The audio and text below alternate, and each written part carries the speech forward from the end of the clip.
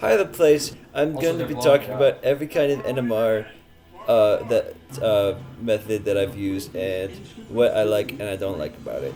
So, obviously, I think it's most appropriate to start with Proton NMR. I have a lot to say about Proton NMR because I'm really bad at it. I had a really bad first introduction to NMR with Proton NMR in particular. I really didn't understand it. It was first taught in my Organic 1 class, and it was like It's kind of like poetic. it, Burning everybody's sleeping. Me, me, me, me, me. But they made us like decipher entire compounds from proton spectrums, and it was just evil. They didn't teach us the practicalities of just finding functional groups based on your research. I need my charger for my flipping computer. It's gonna die. Jack and I are gonna be the adults. Jack's gonna jerk it off. I'm good. Like get up at 5. I still have an alarm. So is your alarm for 5? Yeah, 5:01. It doesn't get much more definitive than that kind of result. So he always said that Jack will reach into his backpack and he got out his charger for his For his laptop. Oh, hey, buddy. Well, that's a lot of hot air. Nope, never mind. I'm lying. I might say something like this.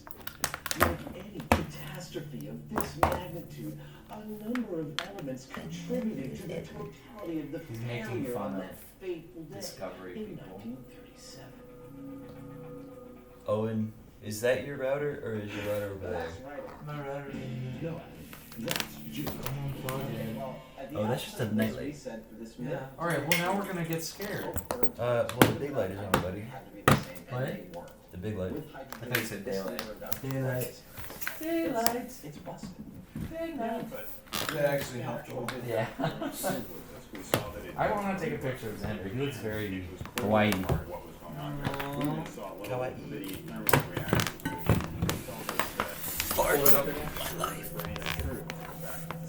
I'm wearing the Big Mott's merchandise. Let's get lost from Sheets. Back to Proton NMR. It's useful, but it can be so difficult and so messy, and it's very frustrating at times, especially if you are trying to decipher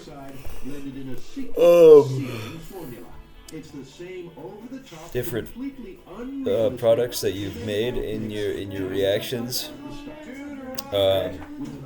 If your synthesis wasn't great, you're taking a proton spectrum, it could just look like a bunch of bullshit.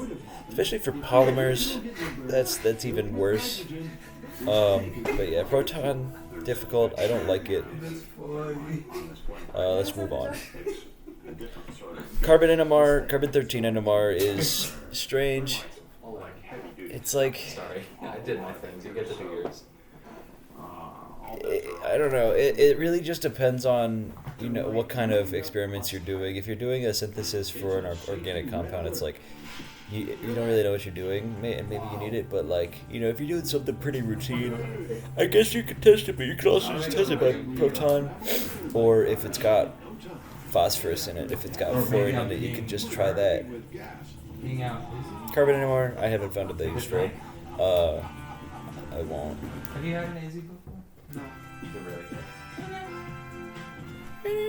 good. How bizarre. How bizarre. Fluorine NMR is wonderful. You could get a ton of signal from a very dilute concentration. It's like most of your compounds aren't particularly fluoridated, and so you could very easily identify what your product is, what your ratios are if you've got a standard in. It's very nice. I think it's very, very good. Sometimes your baseline is like, woo, woo, and maybe you just need a more concentrated sample or what. But you can just do just about anything in MNOVA. That's Mestranova for those uninformed. Wonderful program, by the way. I think it's very useful. Fluorine NMR, very cool. My PI likes to put fluorine on everything just so he can use fluorine NMR. Phosphorus NMR is kind of similar in that, like, you know, your phosphorus is really gonna be doing, you know, one specific thing, and so it's also easy to track by NMR. I've used coupled and decoupled phosphorus NMR to try and detect They were doing a crocodile thing, and I specific signals. No, I don't either. I don't think it really Oh, has helped this with is it. multiple apps. You don't have to. Excuse me. What? But phosphorus NMR, it's also good. Less useful. Oh. You know, I was using tris for fluorophenylphosphine, so obviously, you know, I could track that by both fluorine and phosphorus NMR. But I mean, the results were shown to be pretty similar between both of them. Doesn't really matter. You know, Japan celebrates Christmas with Phosphorus is very It is situational, where fluorine I feel like can be more applicable This is little. to organic chemistry at least. Boron NMR. I use boron NMR in this boron tribromide experiment that I'm using, and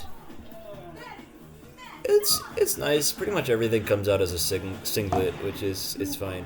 The baseline does get pretty wonky pretty quickly, and the boron tribromide is pretty concentrated.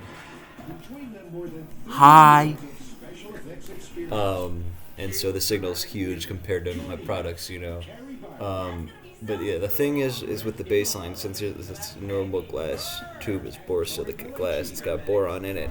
There's pretty broad peaking between like 30 and 10 ppm ish.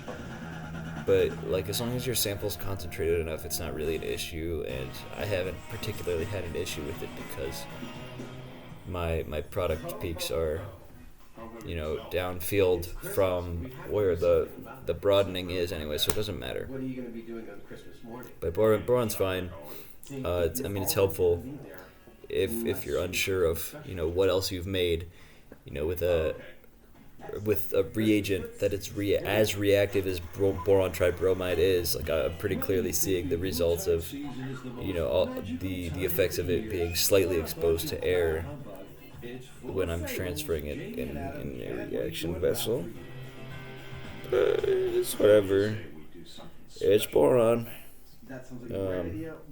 Silicon NMR. I'm thinking like a Rube Goldberg No. Christmas contraption. No.